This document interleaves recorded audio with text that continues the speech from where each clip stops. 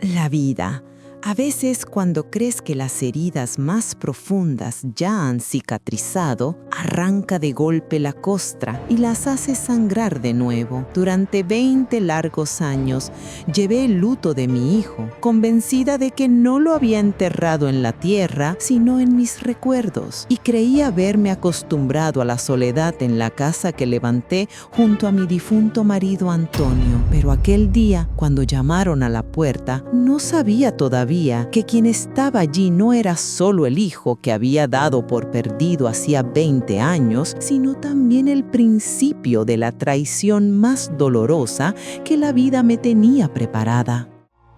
Apenas habían pasado 6 meses desde la muerte de mi esposo Antonio, y el enorme vacío que dejó se había impregnado en cada rincón de la casa, como si hasta las paredes guardaran luto conmigo. Cada mañana, en el vapor del té que preparaba como él le gustaba, y cada tarde, en el chirrido vacío de la mecedora del porche, seguía viviendo con su recuerdo. Y aún con ese dolor, me esforzaba por mantenerme en pie, porque la vida me había enseñado que, pasara lo que pasara, respirar era una obligación. Mi hijo Javier, mi único hijo, mi pedazo de alma, aunque en los últimos tiempos nunca lograba llevarse bien con su padre, para mí seguía siendo aquel niño inocente. Y cuando una noche desapareció de repente, dejando solo una escueta nota con las palabras «No me busquéis», me encontré perdida, sin saber qué hacer con ese trozo arrancado de mi corazón. Durante años, cada vez que sonaba el timbre o el teléfono, ardía en la esperanza de que hubiera vuelto. Pero con el tiempo, y sin una sola noticia, tuve que enfrentarme a la dolorosa realidad de convencerme de que ya no pertenecía a este mundo. Mi difunto esposo Antonio había sido un hombre trabajador y ahorrador, que se esforzó toda su vida por asegurar nuestro futuro, y dejó una herencia lo bastante grande como para que no dependiéramos de nadie, ni siquiera nuestros nietos algún día. Cuando el abogado me comunicó que Antonia había dejado toda su fortuna a mi nombre como única heredera legal, no sentí la menor alegría, porque en cada moneda, en cada ladrillo, estaba su sudor y su esfuerzo. Y esa riqueza, sin él, pesaba sobre mis hombros como una carga insoportable. Aquella noche maldita, mientras afuera caía un aguacero torrencial y yo me perdía en los abismos del pasado, un timbrazo repentino me sobresaltó. A esa hora no esperaba ni vecinos ni visitas. Con un miedo inexplicable en el corazón, caminé hasta la puerta, y al abrirla vi a un hombre empapado, con la barba descuidada y el cabello enmarañado. Entre las arrugas de su rostro cansado buscaba un rastro familiar, hasta que entendí con un golpe que me partió el alma que aquel hombre era Javier, mi hijo, a quien durante 20 años me había obligado a creer muerto. Ese instante que tantas veces soñé, el de ver a mi hijo cruzar el umbral de casa, no era más que un espejismo creado por mi mente. Sí, el hombre que tenía delante tenía el rostro marcado por los años y el sufrimiento, pero sus ojos no mostraban ni el arrepentimiento ni el calor de un hijo que regresa a su hogar. En su mirada solo encontré una frialdad desconocida, cortante como la de un cazador que mide a su presa. Con los labios temblorosos apenas susurré: «¿Javier? ¿Eres tú?». No recibí un abrazo ni un «sí, madre, soy yo, he vuelto». Apenas un leve movimiento de cabeza, y con la naturalidad de quien entra en la casa de un vecino, me soltó: «Buscaba un lugar donde refugiarme de la lluvia. ¿Puedo pasar?». Levantando de golpe un muro de indiferencia sobre el corazón de una madre que había esperado 20 años por ese reencuentro. En mi mente estallaban millones de preguntas. ¿Dónde estuviste todos estos años? ¿Qué comiste? ¿Qué bebiste? ¿Nunca pensaste en mí? ¿Acaso no me importaste? mientras mi cuerpo, como un autómata, se dirigía a la cocina para prepararle algo caliente, porque ese instinto llamado maternidad sigue sirviendo incluso cuando entiende que ha sido traicionado. Con las manos temblorosas, preparaba té, al mismo tiempo que observaba con horror creciente cómo sus ojos codiciosos recorrían los recuerdos de su padre, el marco de plata, el viejo aparador, cada objeto que para mí era sagrado. El silencio pesaba más que 20 años de duelo, y cuando por fin lo rompió, no fue con una pregunta inocente como ¿cómo murió papá?, sino con las palabras venenosas: he sabido que papá murió. ¿Cuándo dice el abogado que se repartirá la herencia? En ese instante, la última chispa de esperanza que aún conservaba respecto a él se deshizo bajo mis pies. Comprendí que mi hijo no se había marchado 20 años atrás. En realidad, mi hijo había muerto allí mismo frente a mí. Y en medio de esa punzada indescriptible en mi corazón, sentí brotar desde lo más hondo de mi ser una fuerza de acero que jamás había conocido. Porque al entender que quien estaba frente a mí no era mi hijo, sino un buitre disfrazado con su rostro, reaparecido solo para lanzarse sobre la herencia de su padre aún sin enfriar la tumba, se secaron de golpe mis lágrimas y aquella madre blanda y sufrida cedió su lugar a una mujer erguida, dispuesta a defender el esfuerzo de su marido y su propio honor al precio que fuese necesario.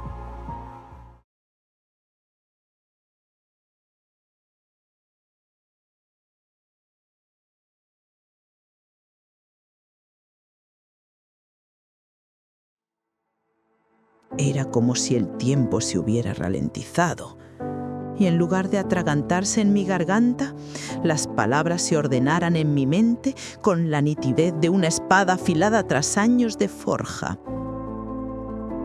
Antes de hablarle sobre el destino de la herencia, le hice entender, con una voz celada, que durante 20 largos años, 7.300 noches y días, yo había esperado sin saber si mi hijo estaba vivo o muerto, confiando en que quizá un amanecer de Navidad llamara a la puerta o en su cumpleaños sonara al teléfono. Y ahora, tras todo ese silencio, quería saber en qué tierras, en qué entretenimiento se había perdido para no aparecer ni siquiera en el entierro de su padre, y con qué derecho y con qué cara osaba presentarse ante mí para preguntarme por la herencia de Antonio como si me pidiera un trozo de pan en la panadería. Como no encontró en mí a la madre llorosa y suplicante que esperaba, cambió enseguida de táctica. Comenzó un largo y lastimero discurso sobre lo dura que había sido su vida, sobre cómo había sufrido en tierras lejanas y en soledad, sobre cómo había huido de esta casa por el carácter severo de su padre.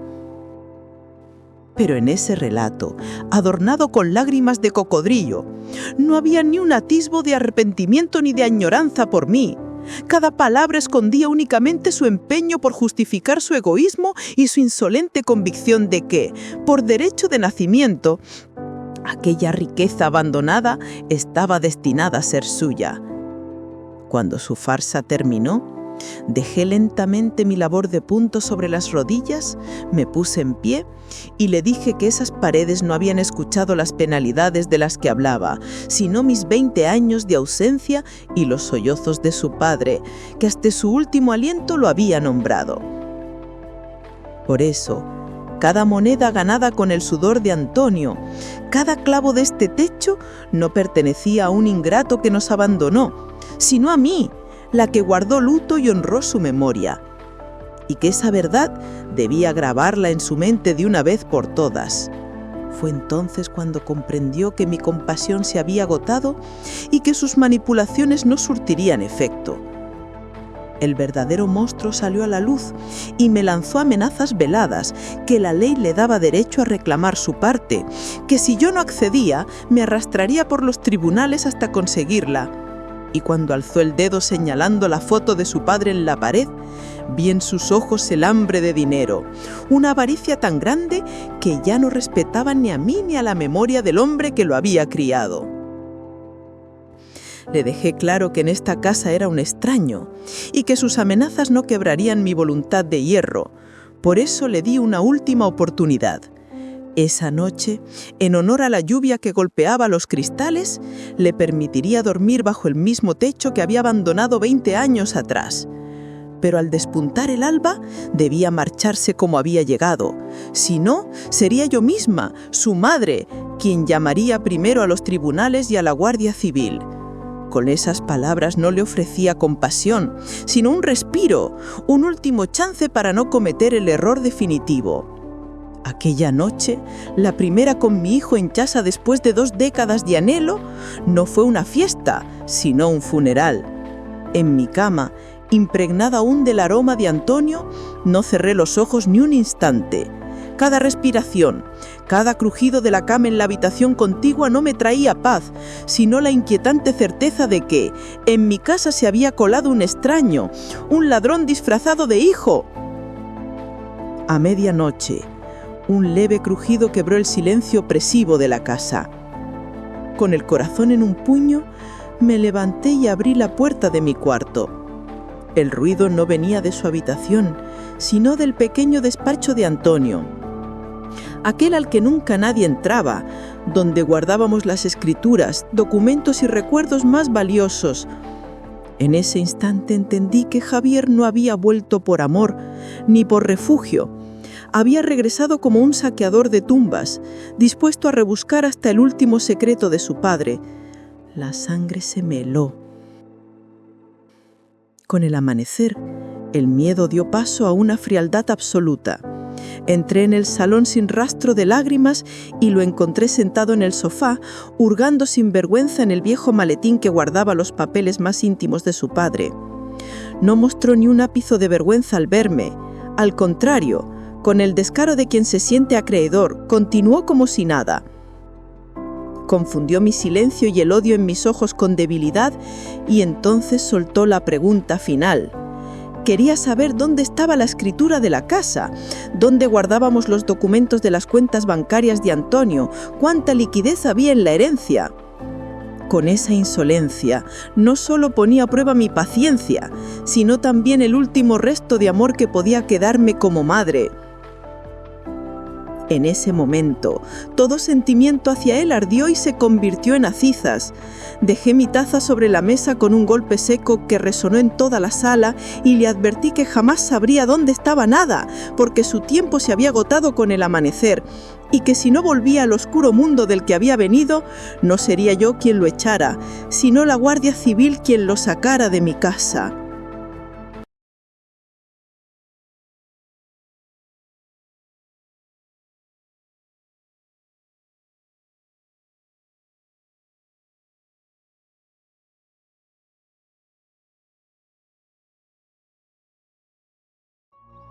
Tras mis últimas palabras, firmes y aceradas como el hierro, lo que esperaba de él quizá era un estallido de ira o al menos un instante de duda.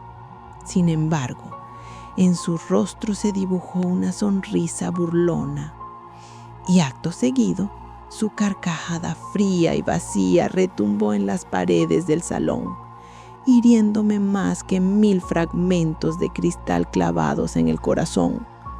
Aquella risa era la prueba más vil de que despreciaba mi autoridad de madre, la intimidad de mi hogar y mis 20 años de dolor, convencido de ser el vencedor absoluto en aquella guerra.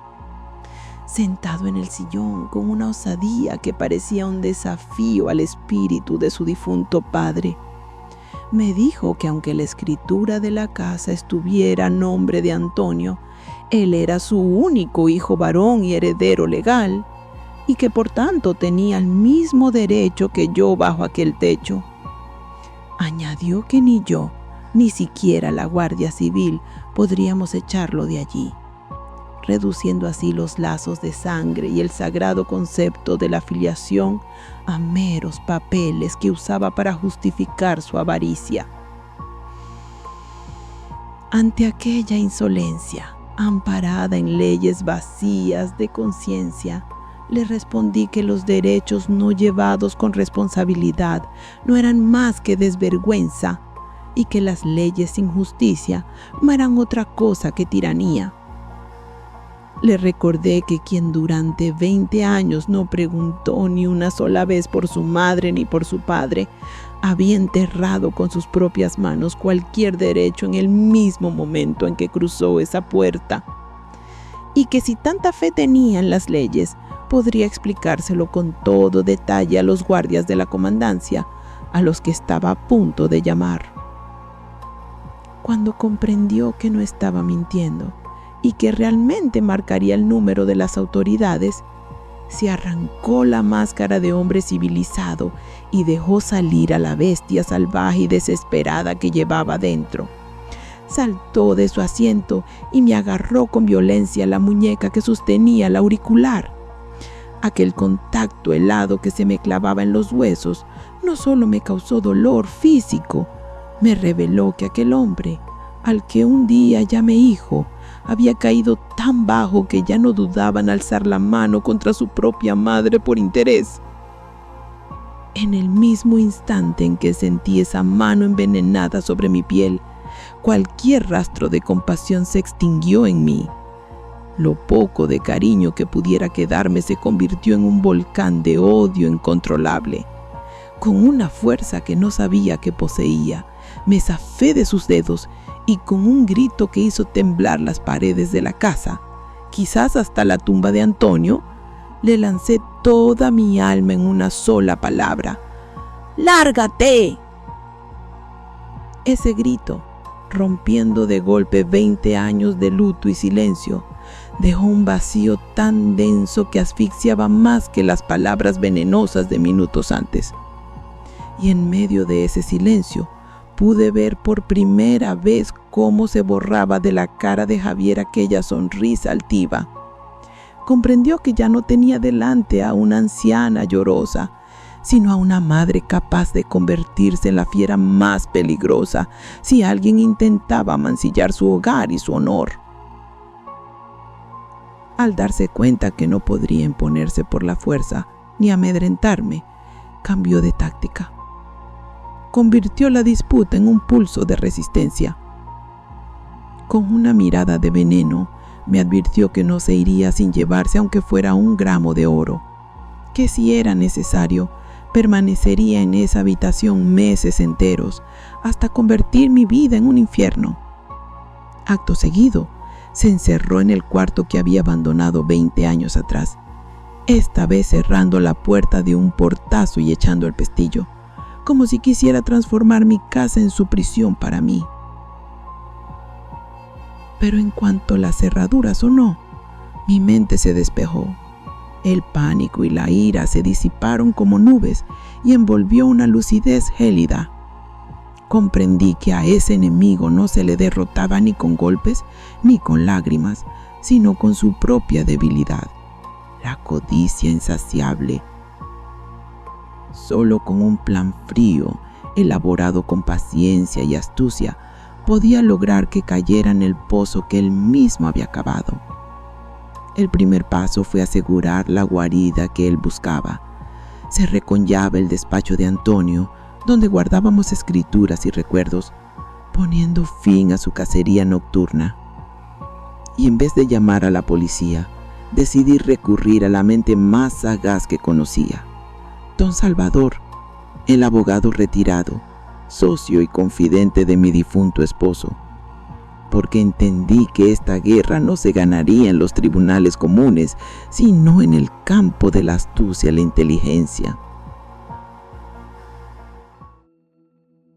Mientras escuchaba por teléfono el plan astuto y arriesgado que me proponía don Salvador, sentí como la mujer, consumida por el fuego de la venganza, cedía su lugar a una estratega fría y paciente, con la serenidad de un jugador de ajedrez que mide cada movimiento antes de hacerlo. Su primera instrucción fue que, a pesar de todo mi rencor, dejara de enfrentarme a Javier y adoptara de repente el papel de una madre derrotada, atemorizada por sus amenazas y sin fuerzas para resistir. Para mí era tan difícil como huir del león para abrazar a la serpiente, pero la confianza inquebrantable que tenía en el viejo amigo de mi difunto esposo me hizo aceptar aquel papel. El primer y más duro paso del plan consistía en preparar una mesa con esmero para aquel hombre que apenas unas horas antes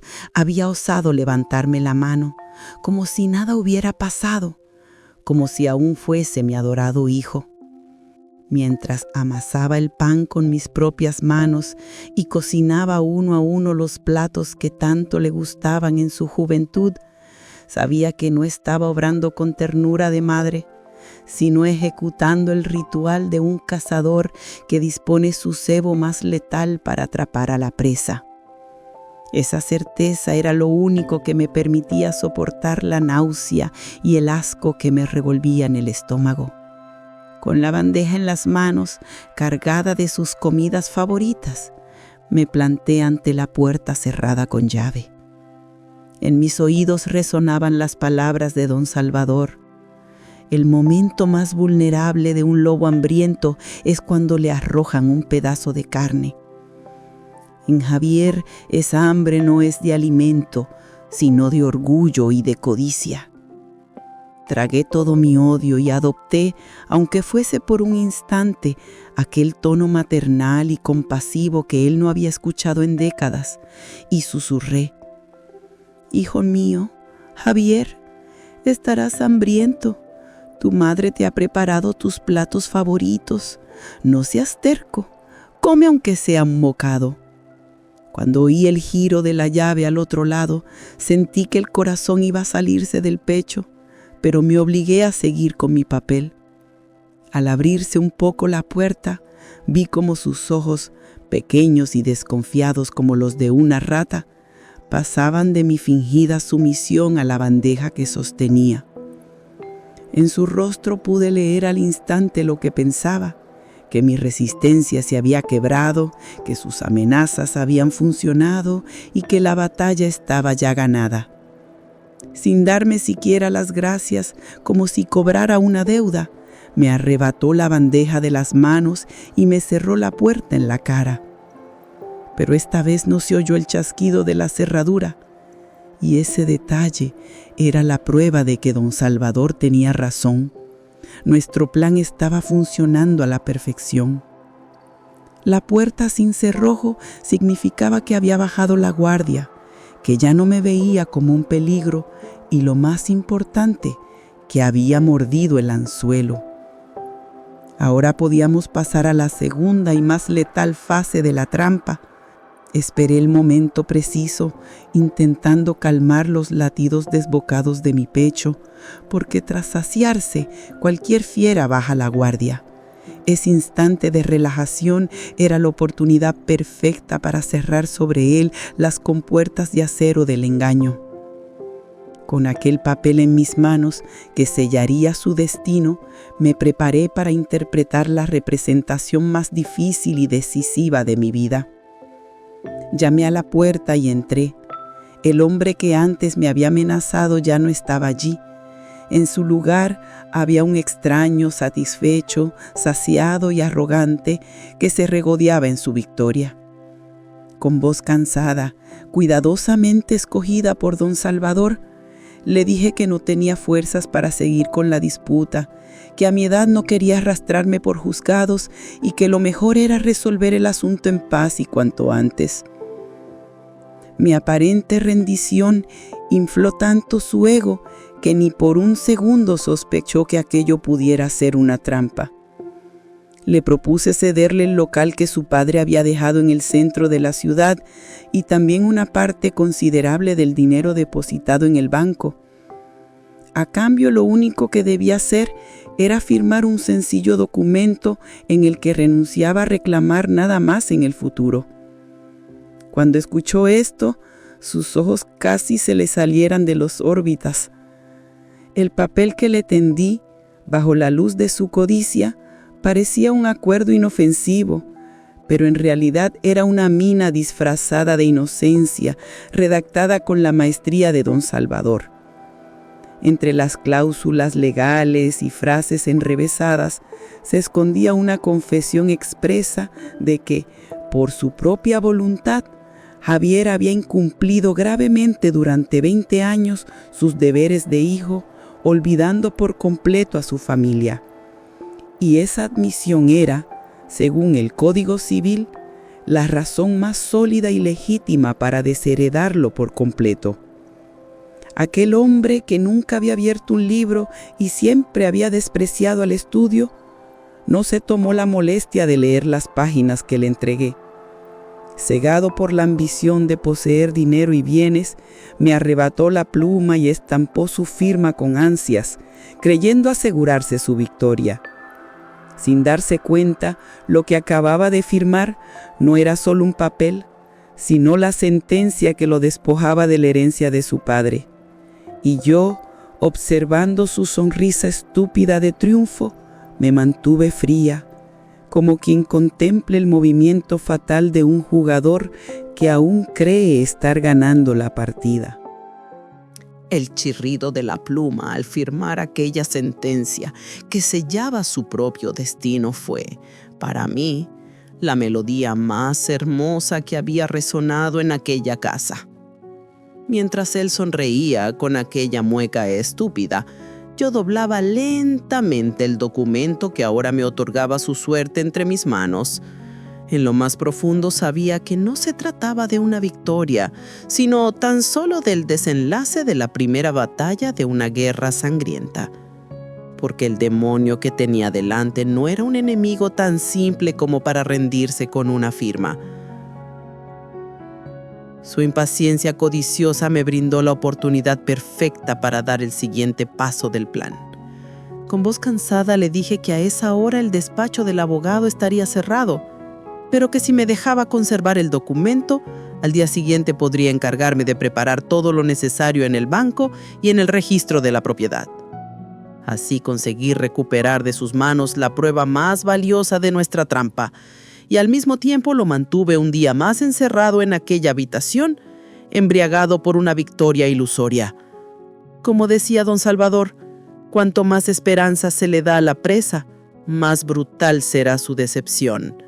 Salir de mi propia casa dejando a un enemigo dentro fue una sensación extraña, pero cada paso hacia el despacho de don Salvador me acercaba no solo a una victoria legal, sino también a liberarme del peso que llevaba sobre los hombros desde hacía 20 años. Las luces de la ciudad, deslizándose tras la ventanilla del coche, parecían reflejos de los planes de venganza que giraban en mi mente. Ya no era una madre de luto, era una mujer decidida a proteger lo que era suyo, aunque para ello tuviera que recurrir a los métodos más implacables. Don Salvador examinó el documento firmado con la precisión de un cirujano. Tras confirmar que todo estaba en orden, me explicó que aquel papel no era un simple contrato, sino nuestra arma más poderosa, la confesión escrita de Javier, prueba suficiente para desheredarlo por completo. Cuando escuché de su boca las palabras demanda de desheredación, comprendí la gravedad y lo irreversible del camino en el que nos habíamos adentrado. Ya no había espacio para el amor de madre, ni para la compasión. Solo quedaba la lucha. Creyendo que la victoria estaba a un paso, me relajé por un instante, pero entonces don Salvador pronunció unas palabras que presagiaban la verdadera tormenta. Señora María, la batalla empieza ahora. El animal herido es siempre el más peligroso. Cuando Javier reciba la citación del juzgado, atacará con todo. Inventará mentiras, le lanzará acusaciones, intentará destrozarla. Usted no debe volver a mostrarse como la madre frágil, sino como una fortaleza de hierro. Porque si esta fortaleza cae, caeremos todos. Cuando abandoné el despacho y volví a cruzar la puerta de mi casa, sentí que entraba en un escenario de teatro para representar el papel más difícil de mi vida.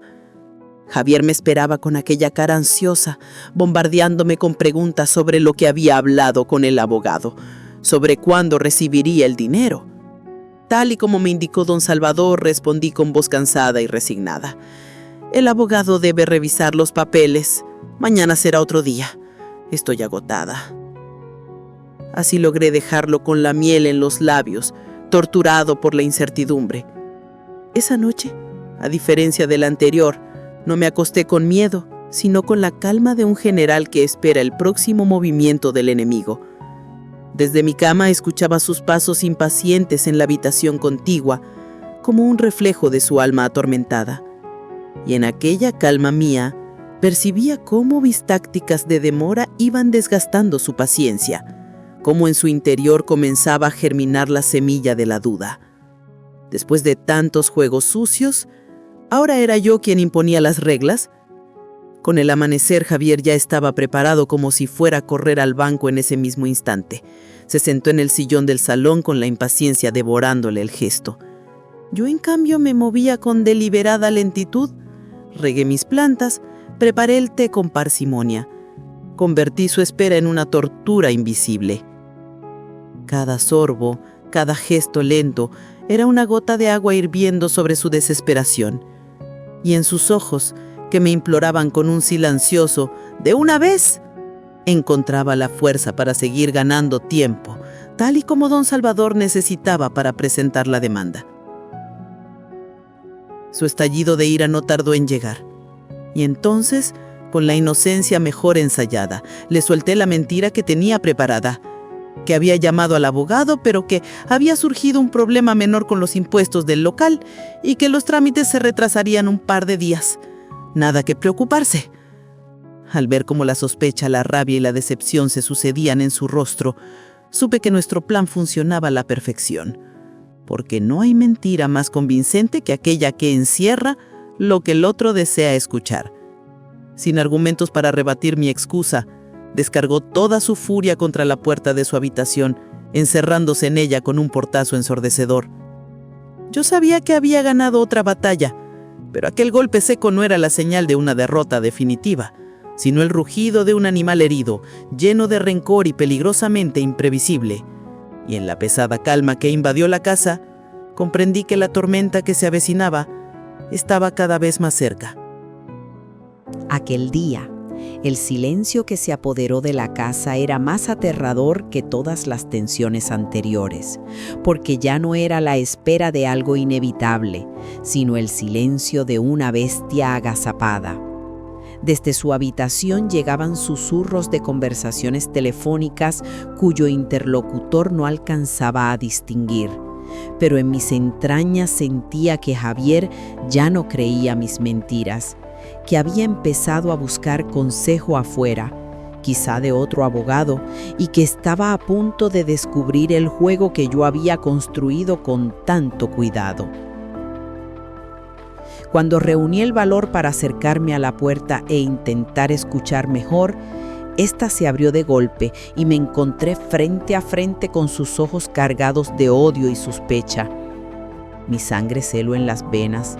En esos segundos de silencio, ninguno de los dos pronunció palabra, pero aquella mirada me dejó claro que ya no veía a una madre indefensa frente a él, sino a una enemiga astuta que intentaba tenderle una trampa. Apenas recuperé el aliento, corrí a llamar a don Salvador para contarle que Javier empezaba a sospechar. Con su calma habitual me pidió paciencia y me recordó que la jugada final era nuestra. Me aseguró que la demanda de desheredación ya estaba presentada y que como mucho al día siguiente un funcionario del juzgado llamaría a nuestra puerta con la notificación sellada dirigida a Javier. El verdadero conteo regresivo había comenzado. Mientras esperaba la citación, Javier, agotado de su propia impaciencia, salió de repente de la habitación, se puso la chaqueta y anunció que iría personalmente a la oficina de Hacienda para comprobar aquel supuesto problema fiscal del local, jurando que no volvería a dejarse engañar por mis excusas. Al verlo dirigirse hacia la puerta, sentí que todo nuestro plan, cuya precisión dependía del tiempo, podía venirse abajo antes de que lográsemos dar el golpe final. En cuanto cerró la puerta tras de sí, con esa mirada de odio clavada en mí, Tomé el teléfono de inmediato y llamé a don Salvador casi al borde del pánico. Le expliqué que Javier había salido para investigar y que si llegaba a enterarse por alguna oficina o por otro abogado de que la demanda ya estaba en curso, todo nuestro esfuerzo se desmoronaría y perderíamos nuestra mayor arma, el factor sorpresa. Don Salvador escuchó mi desesperación con la serenidad de quien lo había previsto todo. Me pidió calma y confianza. Me aseguró que el carácter tosco de Javier se estrellaría contra la red invisible de prestigio y contactos que Antonio, mi difunto marido, había tejido durante años en la ciudad. Con unas cuantas llamadas, me dijo, en cada oficina oficial que visite, solo encontrará excusas, retrasos y la maquinaria lenta de la burocracia. Nada más. Colgué el teléfono y comenzó una de las esperas más insoportables de mi vida. Era incluso peor que los 20 años de ausencia, porque ahora mi enemigo no era la incertidumbre de un hijo desaparecido, sino la certeza de un hijo convertido en extraño que se movía libremente afuera, haciendo preguntas, lanzando mentiras, planeando contra mí. La casa me parecía demasiado pequeña y mi mente repetía sin cesar los mismos temores. ¿Y si descubre el plan? ¿Y si contrata a otro abogado? ¿Y si vuelve para atacarme? En mi imaginación lo veía irrumpir en una oficina pública con esa arrogancia brutal de siempre, exigiendo respuestas en nombre de su padre, solo para encontrarse con un funcionario previamente advertido por don Salvador, repitiendo con indiferencia: el expediente de Antonio García está en revisión, señor. Hay una incidencia en el sistema. Vuelva mañana. Lo imaginaba mordiéndose de rabia, impotente, sin conseguir nada. Ese pensamiento, aunque fuera una ilusión, me daba un mínimo respiro. Pero yo sabía que Javier no se rendiría. En cuanto agotara las vías oficiales, buscaría otro abogado. Y la idea de mi propio hijo sentado en un despacho extraño, compartiendo la intimidad de nuestra familia con un desconocido para encontrar la forma de arrebatarme la herencia de Antonio, me atravesaba el corazón con un puñal de angustia. Aquella noche, cuando abrió la puerta para volver, no encontré al hombre colérico de la mañana, sino a un Javier transformado, sereno, casi satisfecho, con una expresión helada que me heló aún más la sangre. No dijo dónde había estado ni con quién había hablado. Simplemente me miró con una sonrisa breve y cargada de significado, y en ese gesto silencioso me reveló que ya no estaba solo en esta guerra. Había encontrado un nuevo mentor, un cerebro que lo guiaba, y las reglas del juego acababan de reescribirse. Entonces lo supe con absoluta claridad.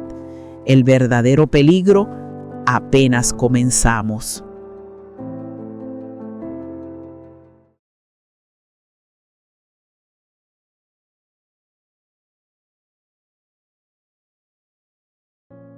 La calma que mostró aquella noche, acompañada de esa sonrisa congelada en su rostro, me heló la sangre 1000 veces más que sus gritos o sus amenazas. Comprendí entonces que aquel nuevo abogado, quien quiera que fuese, no solo le había enseñado estrategias legales, sino también cómo permanecer en la casa y desgastarme psicológicamente hasta el día del juicio. Cómo alterar mis nervios, cómo empujarme al límite hasta forzarme a cometer un error. Desde ese momento, mi hogar dejó de ser un refugio y se convirtió en un campo de batalla donde cada instante era la espera del siguiente movimiento. Al amanecer, entendí de manera dolorosa cuál era su nueva táctica. Mientras yo fingía estar ocupada en la cocina, él, en el salón, simulaba hablar con un amigo. Claro, hombre, cuando los ancianos pierden la cabeza, ya no saben lo que hacen. No saben proteger sus bienes. Por eso la ley dice que los hijos deben intervenir y pedir que se les nombre tutores legales. Cada palabra era una flecha envenenada dirigida a mí, una forma sutil de acusarme de estar perdiendo la cordura y amenazarme con despojarme de todo. Para escapar de sus provocaciones, salí al jardín, pero él me siguió con una cinta métrica en la mano, midiéndolo todo como si fuera un arquitecto. Los muros, los cimientos, los linderos. Con cada medición me decía sin palabras: esto pronto será mío y lo transformaré por completo. No solo negaba mi presencia y mis recuerdos, sino que borraba con frialdad despiadada cada huella que Antonio y yo habíamos grabado en aquella casa. Era una violencia silenciosa, sin necesidad de pronunciar una sola palabra. El último y más cruel acto de aquella tortura ocurrió en la cena. Yo apenas podía llevarme un trozo de pan a la boca cuando él se sentó frente a mí, exactamente en la silla donde Antonio se había sentado durante años. No dijo nada. Me observó en silencio mientras comía, proclamando con esa mirada que la autoridad ya no era mía, que el control estaba en sus manos y que el lugar de su padre le pertenecía ahora a él. Esa noche, encerrada en mi habitación, sentí hasta qué punto aquella guerra psicológica había desgastado mis nervios. Por un instante pensé en rendirme, en marcharme y abandonarlo todo, pero la imagen del rostro cansado pero digno de Antonio vino a mi mente, junto con el eco de su esfuerzo que aún vivía en las paredes de la casa. Me sequé las lágrimas y escribí a don Salvador: no podemos esperar más. Hay que hacer lo que sea necesario para sacar a este hombre de aquí. Era la señal de que había llegado el momento de pasar de la defensa al contraataque. Cuando esa noche sonó el teléfono y escuché la voz grave y serena de don Salvador, sentí que me devolvía el aire. Me dijo que mi resistencia frente a sus provocaciones era nuestro mayor punto a favor, porque impedía que Javier pudiera alegar que yo lo había provocado. Mañana, añadió, el funcionario del juzgado irá a tu casa con la citación oficial. El tiempo de la resistencia ha terminado. Ahora empieza la batalla abierta. Sus palabras me llenaron de temor, pero también de un extraño alivio. A la mañana siguiente, soportando sus aires arrogantes, sus gestos de victoria anticipada, sentí que el tiempo no avanzaba. El tic-tac del reloj en la pared golpeaba mi pecho como un martillo, recordándome que 20 años de dolor, unos pocos días de tormento y un plan meticuloso estaban a punto de culminar. Sabía que en cuanto sonara el timbrazo, la calma aparente se rompería para siempre. Cuando aquel timbrazo resonó en toda la casa como una alarma, vi por primera vez la seguridad tambalearse en el rostro de Javier. Mi corazón latía con fuerza desbocada, pero mis pasos eran firmes al acercarme a la puerta.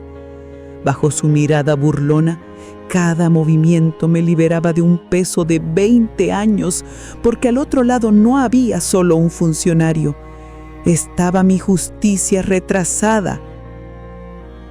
El oficial preguntó expresamente por Javier García y al ver que él se acercaba intrigado, le entregó el sobre sellado con el frío escudo del juzgado de familia. Fue como una escena a cámara lenta.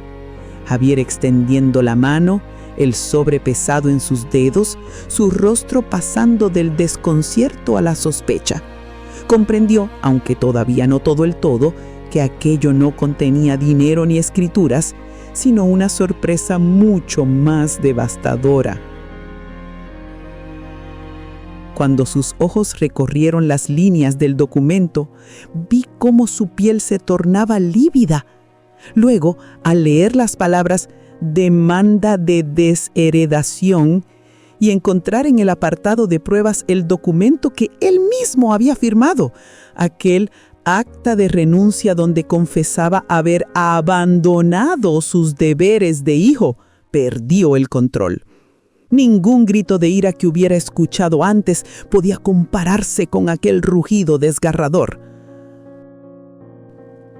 Arrugó los papeles con las manos como un animal rabioso y, lanzándomelos al rostro, bramó con furia.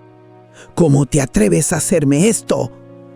No era la voz de un hijo, sino el aullido de una bestia traicionada, atrapada en su propia trampa, consciente de haberlo perdido todo.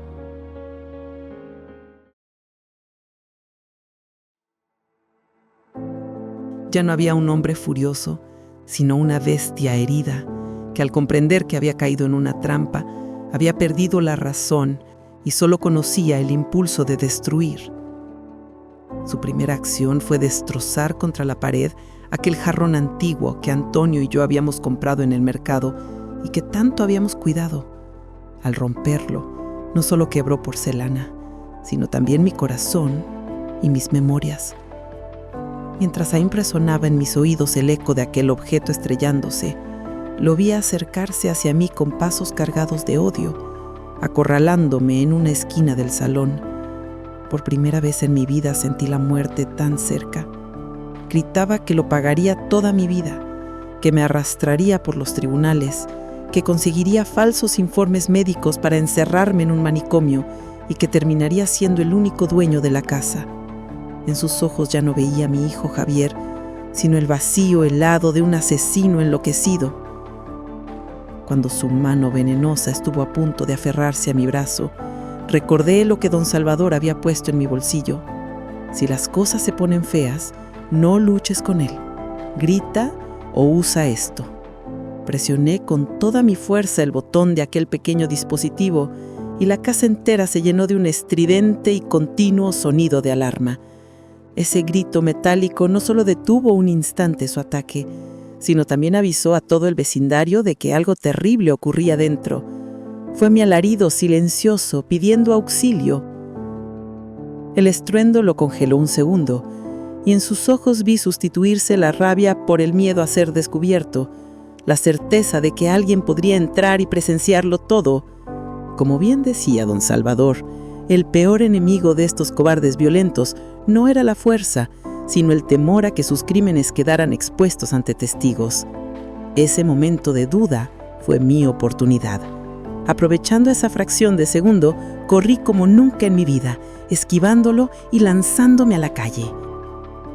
El aire frío en mis pulmones no era solo oxígeno, era la prueba de que seguía viva.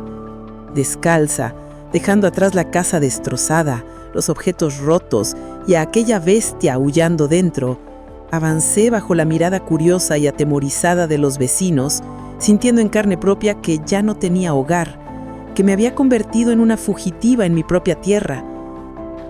Esa noche, tras huir de mi casa como una delincuente, llamé a la puerta del hombre en quien más confiaba, don Salvador, y su esposa me recibieron con ternura.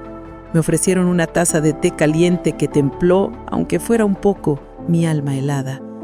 Pero el temblor en mis manos no provenía del miedo, sino del dolor de haber dejado la casa de mi marido, aquella herencia sagrada, en manos de un monstruo cuyo siguiente movimiento era imprevisible. Le conté cómo Javier había enloquecido al leer la citación del tribunal, cómo había destrozado muebles y me había amenazado. En el rostro de don Salvador no vi sorpresa alguna. Parecía esperar ese desenlace. «Ahora ha acabado su propia tumba», dijo, y enseguida hizo varias llamadas telefónicas. Entendí entonces que su violencia no solo servía para desheredarlo, sino también para sacarlo de la casa con una orden de alejamiento, reforzada por los gritos que mis vecinos ya habían escuchado y que testificarían en mi favor. Aunque intentaba tranquilizarme en aquel refugio seguro, mi mente y mi corazón seguían en la casa. Imaginaba a Javier entre los restos de los recuerdos rotos, tramando nuevas maldades con los consejos de su abogado.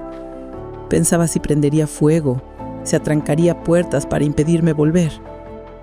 Y esa idea de haber dejado la herencia de Antonio a merced de un loco me llenaba de culpa. Don Salvador me aseguró que no pasaría ni una noche más en esa vivienda. Al amanecer, solicitaría la orden judicial que le prohibiría acercarse a mí, entrar en la casa o incluso llamarme por teléfono. Eso me alivió, pero el peso de haber llegado al extremo de pedir a las autoridades que expulsaran a mi propio hijo de mi hogar me dejó una herida moral que cargaría para siempre. Aquella noche, en la calidez de esa casa amiga, comprendí de nuevo lo sola que estaba. Dentro de mí callé definitivamente a la madre temblorosa y suplicante. Ya no existía Javier como hijo, solo había un enemigo ocupando mi hogar, y juré que no lloraría ni me rendiría hasta recuperarlo, aunque esta guerra se volviera tan sucia como él quisiera.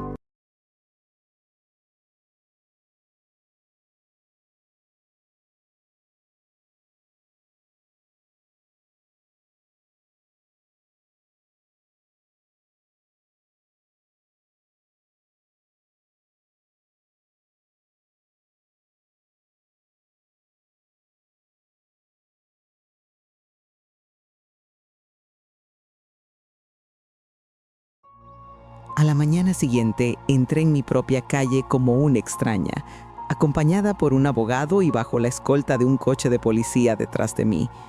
Fue el instante en que sentí al mismo tiempo la mayor vergüenza y el dolor más profundo de mi vida, porque aquella calle, que para mí era el refugio de la paz y los recuerdos, ahora se presentaba ante los ojos de mis vecinos como la escena de un crimen, y yo quedaría grabada en su memoria como esa mujer desdichada que, incapaz de sostenerse sola, tuvo que recurrir al Estado para expulsar a su propio hijo de la casa familiar.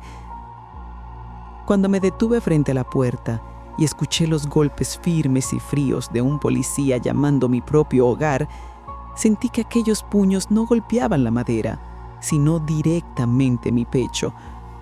En el silencio mortal de los segundos que pasaron hasta oír una respuesta desde dentro, luché con miles de pensamientos. ¿Y si no abría? ¿Y si se hacía daño a sí mismo o destruía la casa? Pero en realidad, lo que más me aterrorizaba era la mirada que vería en sus ojos cuando finalmente abriera esa puerta. Y cuando la abrió, al encontrarse no solo conmigo, sino también con dos agentes que representaban el rostro helado y oficial del Estado, fui testigo de cómo aquel falso reinado suyo se desmoronaba en cuestión de segundos. La fuerza bruta, las amenazas y la presión psicológica que hasta entonces había usado contra mí se estrellaban inútiles contra el muro de acero de la ley y el orden. En su mirada apareció el pánico, el miedo de quien sabe que ha sido desenmascarado. Vi cómo, bajo la vigilancia de un agente, recogía apresuradamente algunas pertenencias en una bolsa, como un ladrón sorprendido infragante de la misma casa que hasta ayer llamaba su reino. Y dentro de mí no había triunfo ni alegría, sino el peso insoportable de contemplar una de las escenas más dolorosas que puede presenciar una madre: su hijo derrotado, humillado, reducido a un ser frágil y vencido. En ese instante comprendí que en esta guerra no habría vencedores.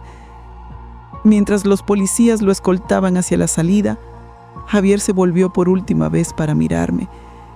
Aquella mirada quedó grabada en mi alma como un sello eterno. No era la de un hijo arrepentido, sino la de un enemigo que, habiéndolo perdido todo, juraba seguir luchando hasta el final.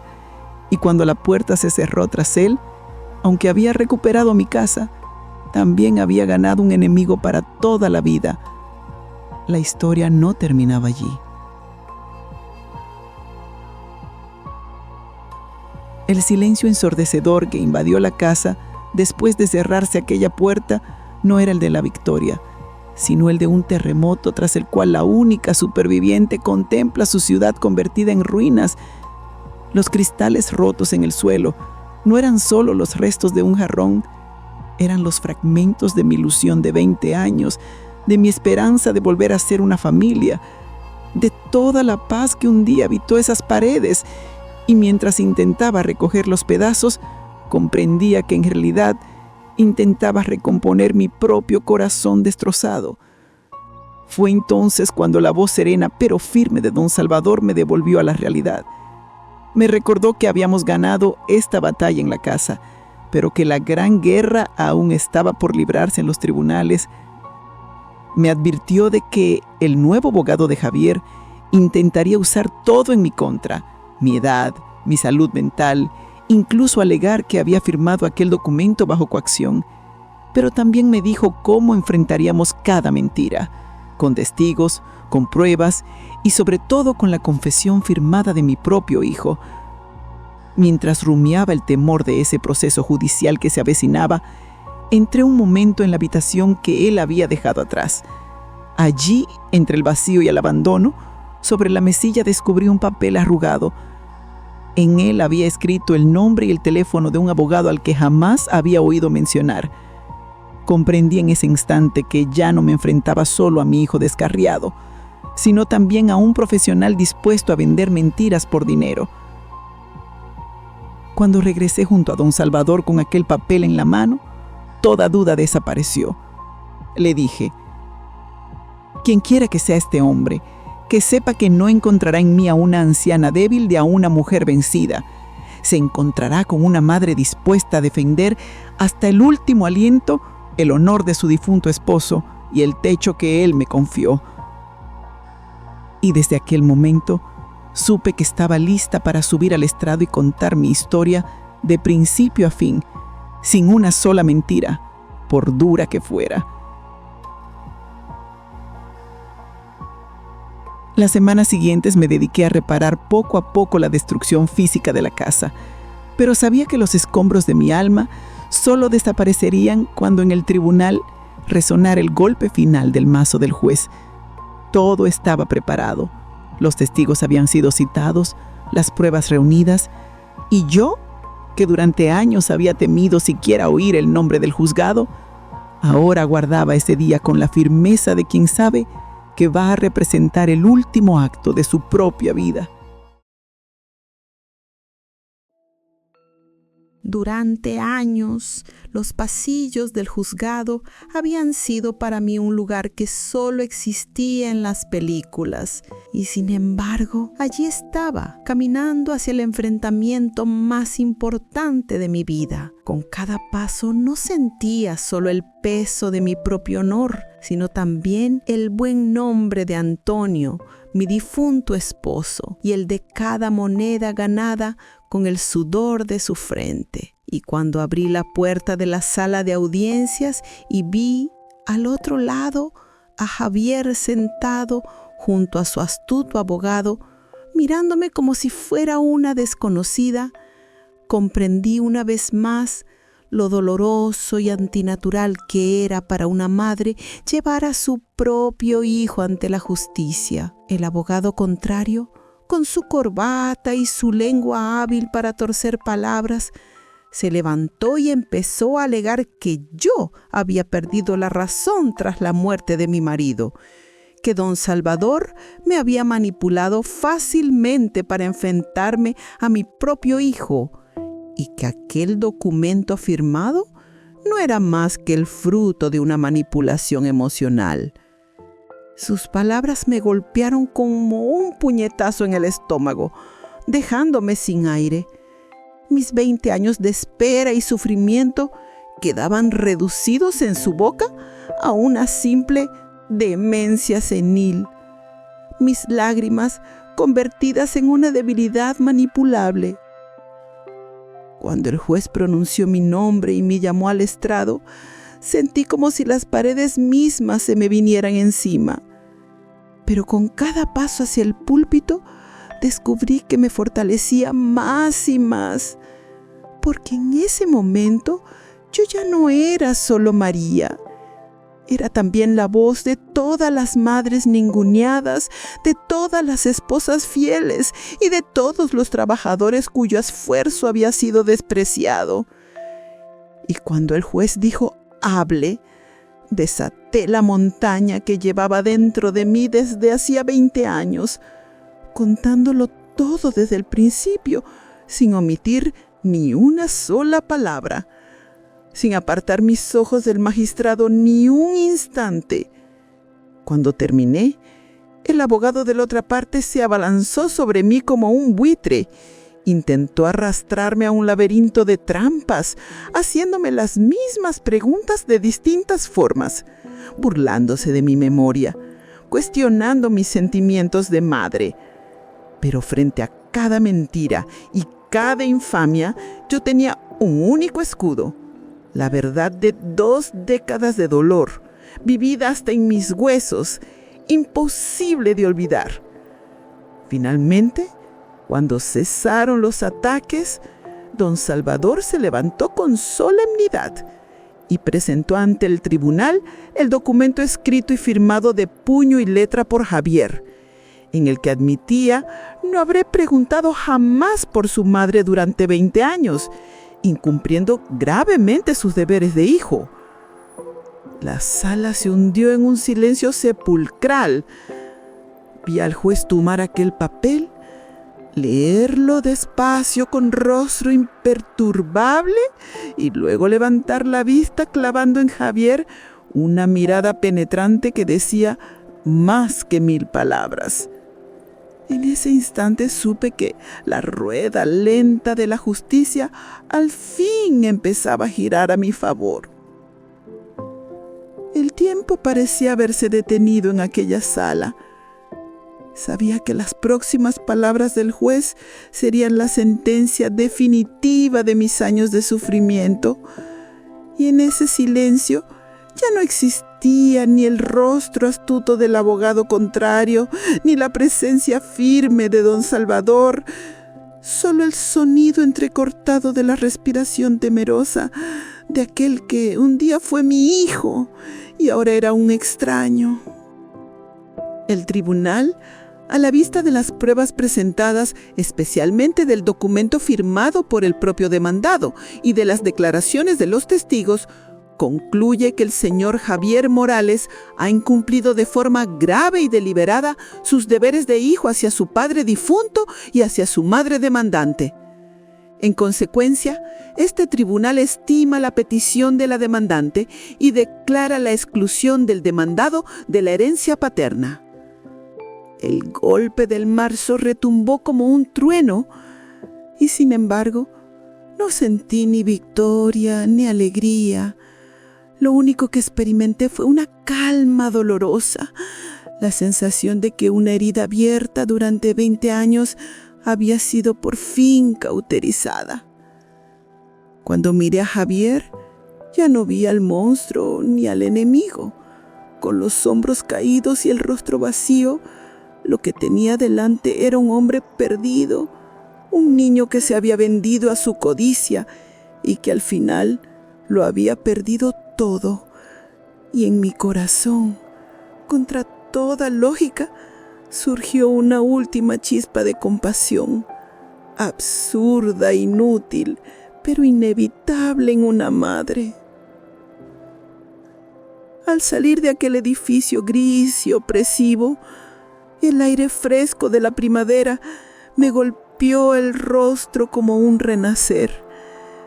Sentí que las montañas que había cargado sobre mis espaldas se derrumbaban una a una, que las cadenas oxidadas que aprisionaban mi alma se rompían al fin. Comprendí que no había recuperado solo una casa o una herencia. Había recuperado mi derecho a vivir mis últimos años en paz. Había recuperado mi propio futuro.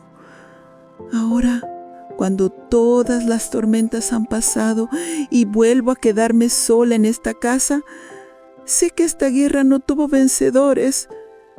Yo perdí a un hijo. Él perdió tanto su pasado como su futuro, pero conservé esta casa que me dejaste, Antonio, y tu buen nombre, tu honor. No he traicionado tu memoria. Nuestro hijo perdió el rumbo, pero nuestro amor, nuestro hogar, siguen en pie. Y ahora, en este silencio, ya no como castigo, sino como paz merecida, seguiré viviendo con tus recuerdos.